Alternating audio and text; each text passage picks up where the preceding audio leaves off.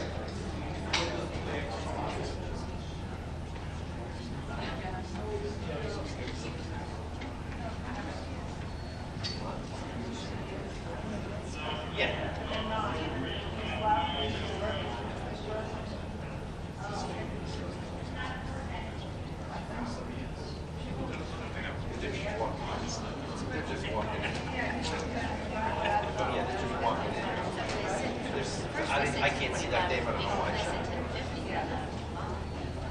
It's strange that they don't. Yeah, no, you can just see that.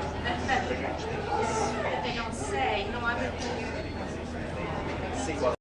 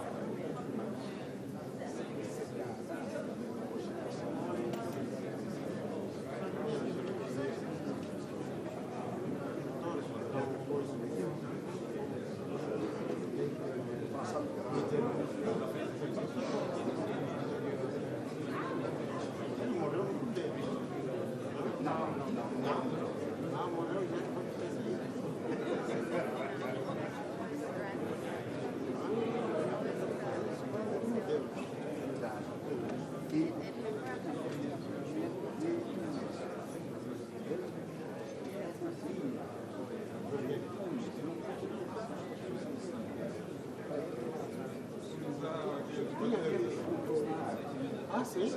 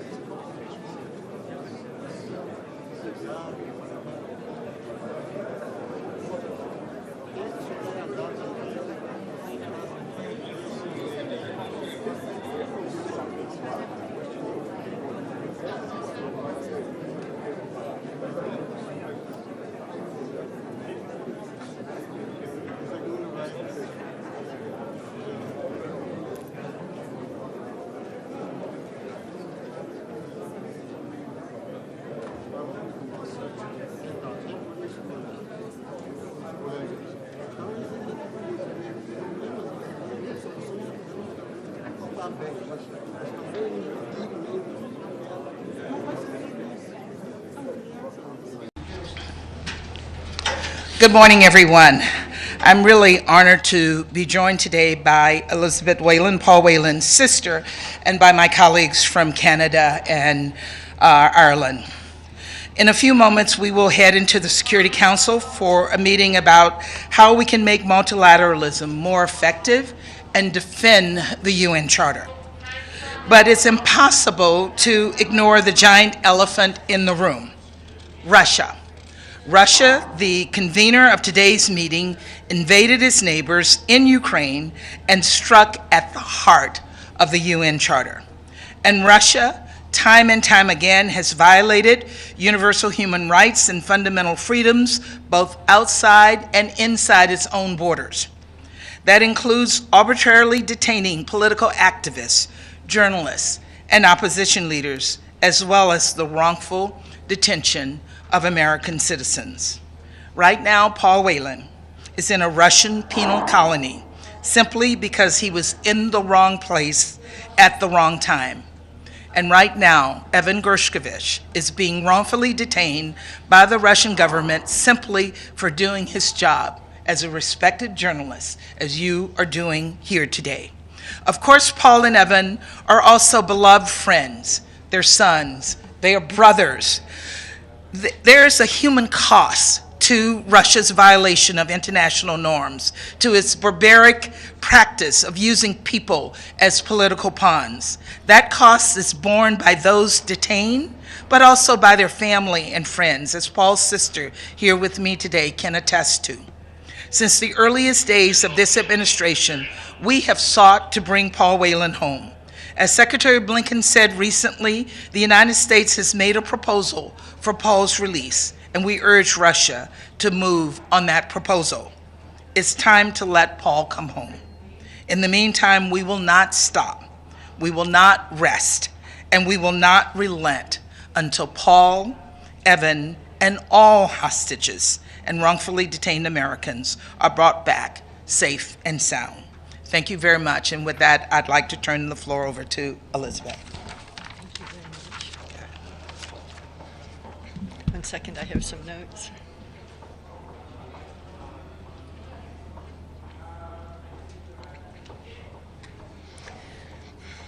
I'm Elizabeth Whelan, the sister of Paul Whelan, who has been wrongfully detained in Russia since December 2018. When on a visit to Moscow, Paul Whelan was set up by the Russian security services, the FSB, and arrested on false charges of espionage. He was held for a year and a half at Lefortovo prison, where journalist Evan Gershkovich is currently being held on the same charges. This Russian playbook is so lazy that even Evan has the same investigator, a man who harassed and interrogated my brother until Paul's sham trial in June of 2020, when Paul was given a horrific sentence of 16 years for a crime he did not commit. Now Paul is being held in labor camp IK-17 in the remote province of Mordovia. My remarks with a few words on Sudan, where the situation continues to worsen. Since the start of fighting on 15 April, hundreds of people have been killed and thousands injured. The violence must stop. It risks a catastrophic conflagration within Sudan that could engulf the whole region and beyond. I strongly condemn the indiscriminate bombardment of civilian areas, including healthcare facilities. And I call on the parties to stop combat operations in densely populated areas and to allow unhindered humanitarian aid operations. Civilians must be able to access food, water, and other essential supplies and evacuate from combat zones. I am in constant contact with the parties to the conflict, and I've called on them to de-escalate tensions and to return to the negotiating table. We will continue our efforts with our partners to secure a permanent halt to the fighting as soon as possible. Working with humanitarian organizations on the ground, we are reconfiguring our presence in Sudan to enable us to continue supporting the Sudanese people. Let me be clear, the United Nations is not leaving Sudan. Our commitment is to the Sudanese people in support of their wishes for a peaceful and secure future. We stand with them at this terrible time. I've authorized the temporary relocation both inside and outside Sudan of some United Nations personnel and of families. I call on all Council members to exert maximum leverage with the parties to end the violence, restore order, and return to the path of the democratic transition. We must all do everything within our power to pull Sudan back from the edge of the abyss. Mr. President, thank you for convening the Security Council today around the important issue of effective multilateralism. Multilateral cooperation is the beating heart of the United Nations, its raison d'être and guiding vision. The establishment of the United Nations in 1945 represented humanity's best attempt to prevent any repetition of the horrors of two world wars and the Holocaust. Over the past 78 years, the multilateral system has held together and delivered some notable successes. The tools and mechanisms established by the Charter have played their part in averting a third world war. Peacemaking and preventive diplomacy by the United Nations have helped end conflicts around the world. United Nations peacekeeping operations have helped societies move away from conflict, saving perhaps millions of lives. Our disarmament and non-proliferation efforts have helped to confine nuclear weapons to a handful of states. And the United Nations was central to the decolonization process and the independence of 80 former colonies, today members of the UN.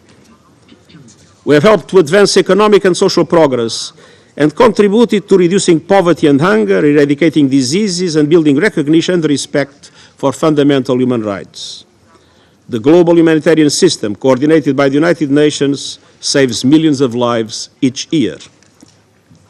And multilateral solutions to global problems, from the ozone layer to the eradication of polio, are tried, tested, and proven to work. None of this progress would have been possible without countries standing together as a multilateral human family, which makes today's situation all more dangerous. We face unprecedented and interlocking crises, but the multilateral system is under greater strain than at any time since the creation of the United Nations. Tensions between major powers are at an historic high. So are the risks of conflict through misadventure or miscalculation. Russia's invasion of Ukraine, in violation of the United Nations Charter and international law, is causing massive suffering and devastation to the country and its people, and adding to the global economic dislocation triggered by the COVID-19 pandemic. Elsewhere, conflicts green on, from Myanmar to the Sahel, from Somalia to the Democratic Republic of the Congo and beyond. The situation in Sudan now threatens to destabilize the entire region. While there are some promising developments in Yemen and Libya, more than 100 million people have fled their homes to escape violence, conflict, and persecution around the world. Effective multilateral responses are urgently needed to prevent and resolve conflicts, manage economic uncertainty, rescue the Sustainable Development Goals, and address challenges to the global norms against the use and possession of nuclear weapons. We are witnessing a deepening climate crisis, soaring inequalities, a rising threat from terrorism, a global pushback against human rights and gender equality, and the unregulated development of dangerous technologies. All these global challenges can only be solved through respect to international law, adherence to global commitments, and the adoption of appropriate frameworks of multilateral governance. Mr. President, Excellencies, as difficult as the past year has been, I am heartened that Member States have made progress in several crucial areas. A binding treaty on the conservation and sustainable use of marine biological diversity was finalized. COP27 in Sharm el-Sheikh achieved a breakthrough in addressing loss and damage caused by climate change. The General Assembly recognized the human right to a clean, healthy, and sustainable environment, and these developments are important, and their effects could be far-reaching. The Black Sea Grain Initiative and Memorandum of Understanding to facilitate the export of Russian food and fertilizers are compelling examples of the significance of multilateral cooperation facilitated by the United Nations. And they clearly demonstrate that such cooperation is essential to create a greater security and prosperity for all, and I urge their continued implementation. But we need to do better, go further, and work faster. That must start with countries recommitting to their obligations under the United Nations Charter, putting human rights and dignity first, and prioritizing the prevention of conflicts and crises. The principles enshrined in the United Nations Charter and reinforced in the Declaration on Friendly Relations and Cooperation among States, respect for sovereignty, territorial integrity, and political independence of all states, non-interference in the affairs of other states, the elimination of all forms of discrimination, and the peaceful settlement of disputes are bulwarks against uncertainty and fragmentation. They are the foundation of all international cooperation to end conflicts, save lives, protect human rights, and promote social and economic progress. Second, I urge Member States to use the full range of diplomatic tools that the UN Charter provides for the peaceful resolution of conflicts. And these include the use of my good offices to help resolve disputes and secure peace. Third, effective multilateralism must include a commitment to tackling new and emerging challenges and filling gaps in global governance to achieve the promise of the Charter in the 21st century. This is the driving force behind my report on our common agenda, including the proposed new agenda for peace. The new agenda for peace would offer a unifying vision anchored in trust, universality, and solidarity. It would address all forms and domains of threats, taking a holistic view of the peace continuum from prevention, peacemaking, and peacekeeping to peace building and sustainable development. It will underline preventive action as a priority at all levels. Our common agenda envisions multilateralism that is more inclusive, with space for the contributions of all countries and communities, and more network, with strong links between the United Nations family, international financial institutions, regional organizations, trading blocs, and others. Member States are in the lead on adapting intergovernmental organs to meet changing needs. A majority now acknowledge that the Security Council itself would benefit from reforms that reflect today's geopolitical reality. And the same is true for the Bretton Woods institutions. They do not reflect also the reality of today's global economy.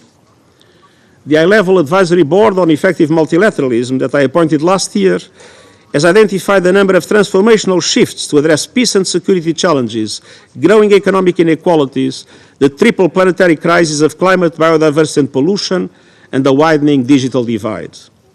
I hope their report will make a significant contribution to our collective reflection in the lead-up to the Summit of the Future next year.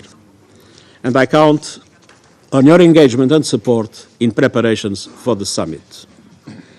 Mr. President, Excellencies, our institution was created for crisis. Throughout its history, the United Nations has overcome seemingly intractable conflicts and deep divisions.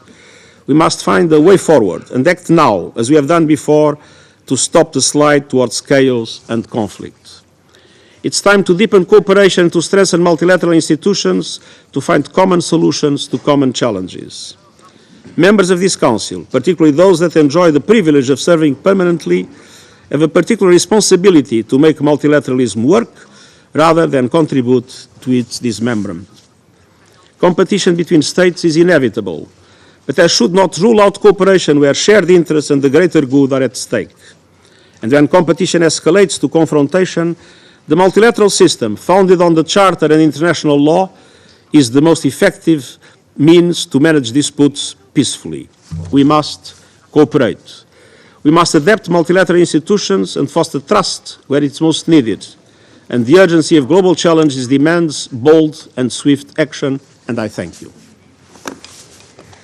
Я благодарю I thank генерального секретаря the за Secretary General of the United его Nations for брифинг his и briefing, сейчас and сделаю I will заявление now в своем deliver a качестве statement in my министра capacity иностранных as дел the Российской Minister for Foreign Федерации. Affairs of the Russian Federation. Уважаемый господин генеральный секретарь, Mr. Secretary General, уважаемые коллеги, distinguished colleagues, символично, что мы it is проводим наше symbolic that заседание we are в holding Международный today's день meeting on the многосторонности International Day и of дипломатии Multilateralism во and имя мира, Diplomacy for введенный Peace, в which календарь has been enshrined знаменательных on дат the резолюции calendar Генеральной of Ассамблеи ООН significant dates 12 of декабря under General Assembly resolution 2018 dating года. 12 December 2018. Через 2 недели мы будем отмечать In 2 78-ю weeks, we годовщину will победы во commemorate Второй the мировой войне. 78th Разгром anniversary of the нацистской victory Германии, during the решающий Second вклад, World который War, внесла моя the страна defeat of при Nazi поддержке Germany, where my country союзников, with support of allies made a позволил decisive заложить фундамент contribution, послевоенного set the международного foundation порядка. for Его the правовой post-war основой стал international Устав order. ООН, Its а сама legal наша организация, foundation became a part воплощая of the United истинную Nations, and многосторонность, our обрела organization, the центральную embodiment of координирующую роль в genuine мировой политике. multilateralism gained Без central малого coordinating 80 role лет in своего international существования politics. он In выполняет 80 years of its возложенную на existence, the нее United отцами Nations has основателями delivered важнейшую on миссию. the key mission Несколько which was десятилетий entrusted to it by the базовое founding fathers. взаимопонимание For 5 several постоянных decades, the членов Совета core mutual understanding of Безопасности the о five верховенстве permanent целей и members of the принципов Security Устава Council on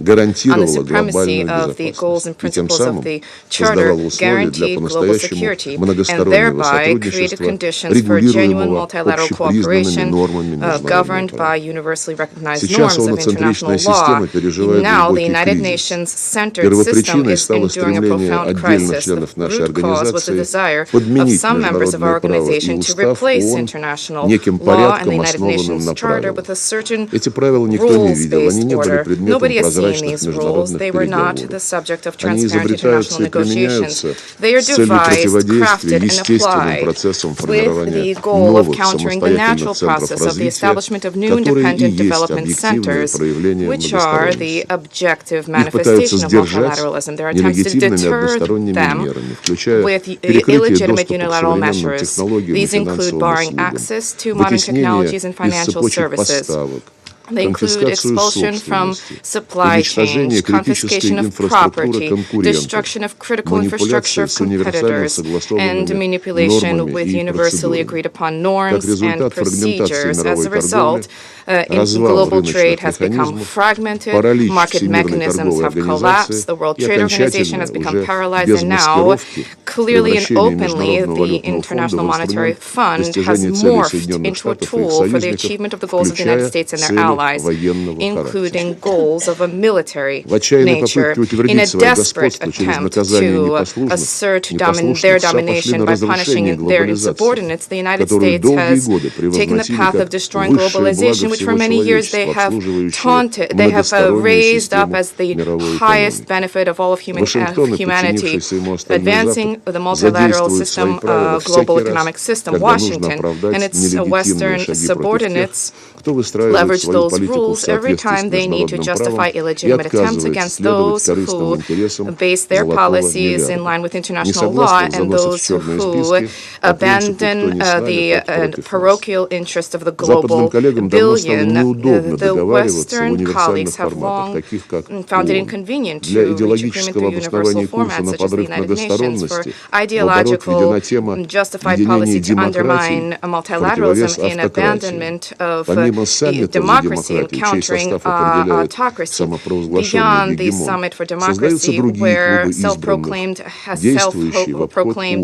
hegemon determines composition, there are other clubs of select individuals are adopted. The Summit for Democracy, the Alliance for Multilateralism, the Global Partnership for Artificial Intellect, the Global Coalition for Freedom of Media, the Paris Call for Trust and Security in Cyberspace. All of these and other exclusive projects have been devised to undermine negotiations on relevant themes under the aegis of the United Nations, to impose non-consensual concepts and decisions that are convenient for the West, and these are proposed as a position of the international community. Let's call a spade a spade. Nobody allowed the Western minority to speak on behalf of all of humankind. There's a need to be polite and to respect all members of the international community. By imposing a rules-based order, it sponsors arrogantly reject a key principle of the Charter of the United Nations, namely sovereign equality of states. The quintessential nature of the complex of superiority or exceptionalism was the lordly statement of the head of the European Union head, Joseph Borrell, stating that Europe is a heavenly garden and the rest of the world is a jungle. I would also quote the joint declaration of NATO-EU dating 10 January 2023, which states, I quote, "The United West will leverage all economic, financial, political, and, I would note this in particular, military instruments at the disposal of NATO and the EU for the advancement of the interests of our common billion." That is what the declaration states. The collective West has arrogantly reshaped tailored processes of multilateralism at the regional level for the advancement of their interests. Just recently, the United States called for the Monroe Doctrine to be revived, demanding that Latin American countries limit ties with the Russian Federation and People's Republic of China. This policy, however, came up against the decisive focus of countries in the region to strengthen their own multilateral structures, first and foremost, to select and to uphold their legitimate right to stand as a pillar of the multilateral world order. The Russian Federation fully supports these justified aspirations. Now, there have been significant forces in the United States and allies to undermine multilateralism in the Asia-Pacific region. And this cooperation around economy and security has for decades been unfolding around ASEAN. This system allowed for consensual approaches to be established, which were beneficial to the 12 members of ASEAN and their partners in dialogue, including Russia, China, the US, India, Japan, Australia, Republic of Korea, which provided for genuine inclusive multilateralism. By advancing the Indo-Pacific strategy, Washington has embraced a policy of destroying this established architecture.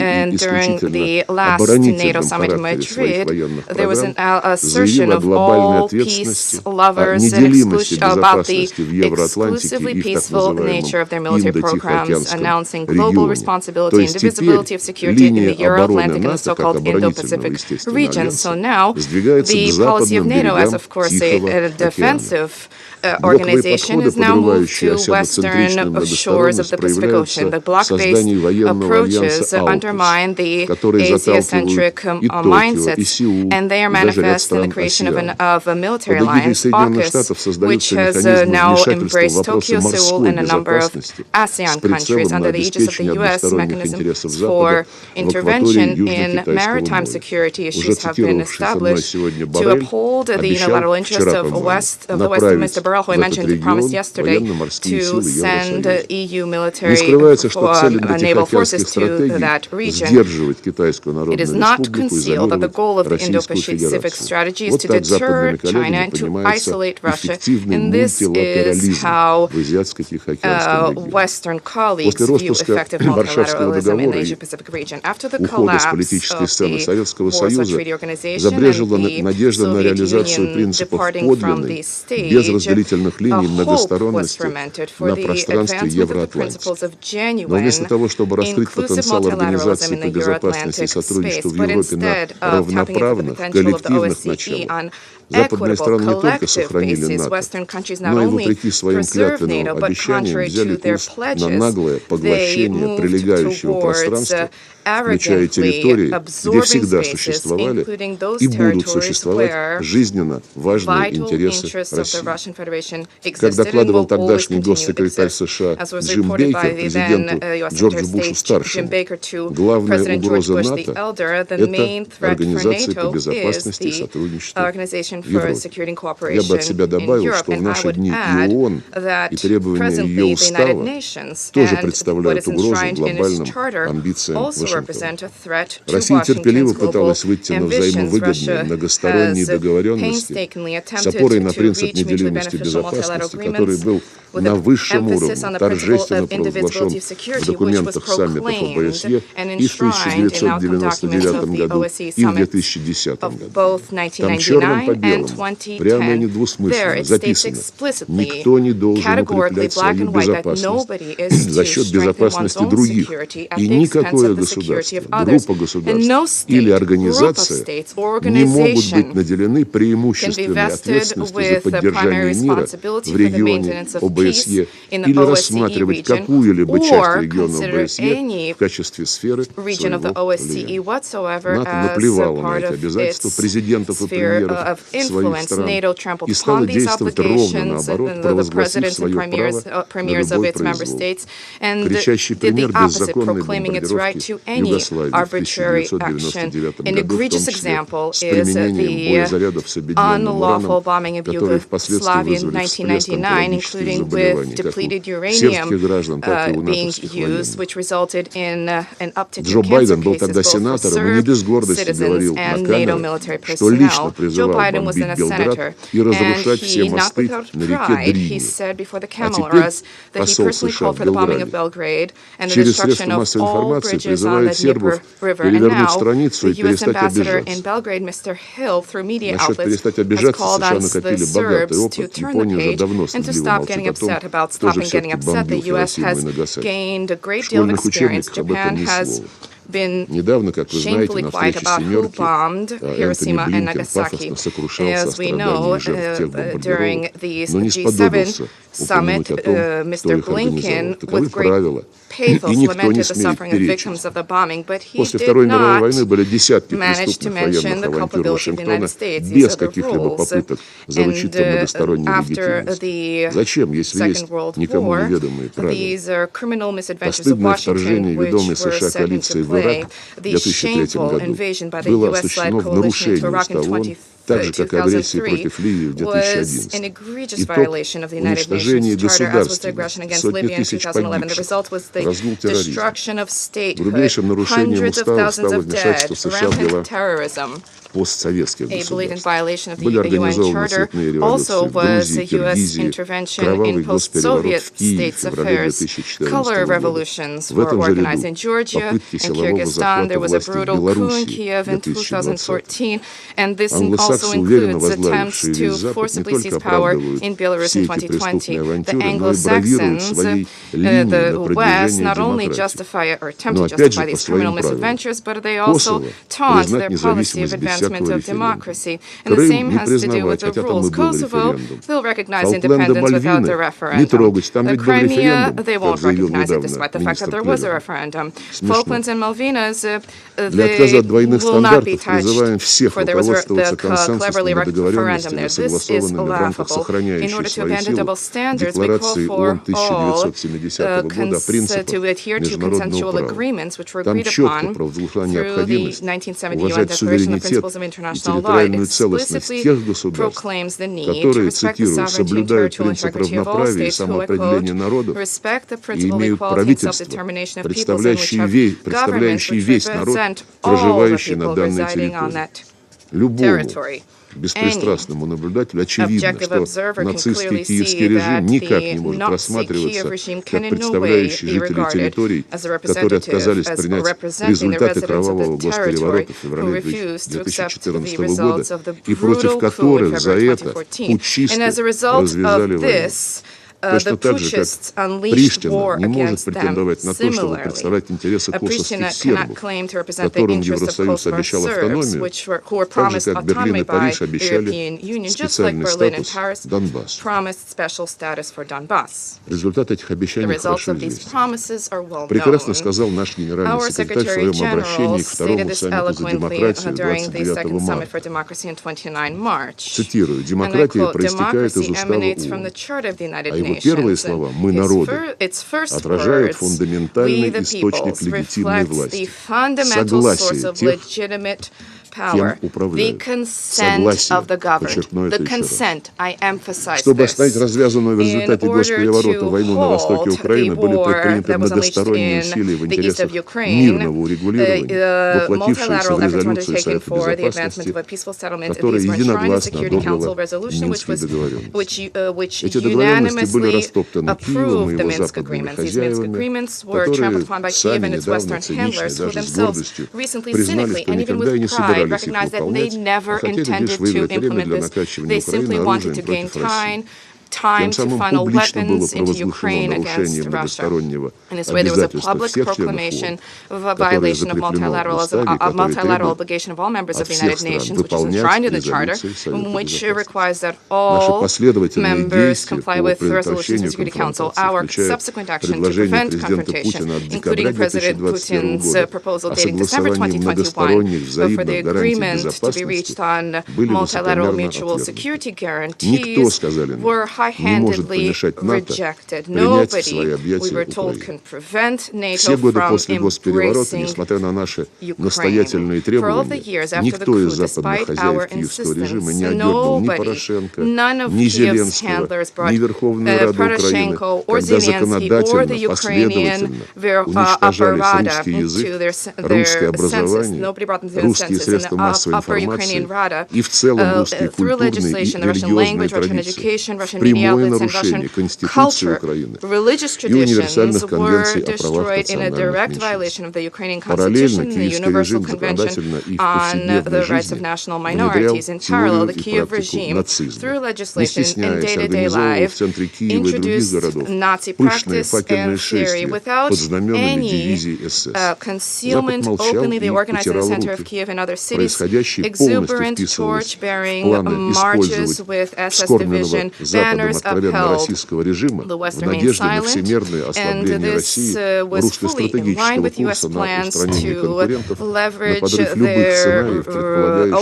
the openly racist regime in the hope of weakening the Russian Federation in a strategic focus on eliminating competitors. It's clear to all, even though not everybody talks about this, it's not at all about Ukraine. It's about how international relations will continue to be shaped through the establishment of a sound consensus on the basis of balance of interests, or through aggressive and volatile advancement of Washington's hegemony. We cannot consider the Ukrainian issue separately from the geopolitical context. Multilateralism provides for respect for the United Nations Charter and all of its the interlinkage of its principles, and this was mentioned above. The Russian Federation has clearly announced the goals which we are pursuing through the special military operation to eradicate the threats to our security, which were created for years by NATO representatives directly on our borders, and to protect people who have been deprived of the rights proclaimed through multilateral conventions, to protect them from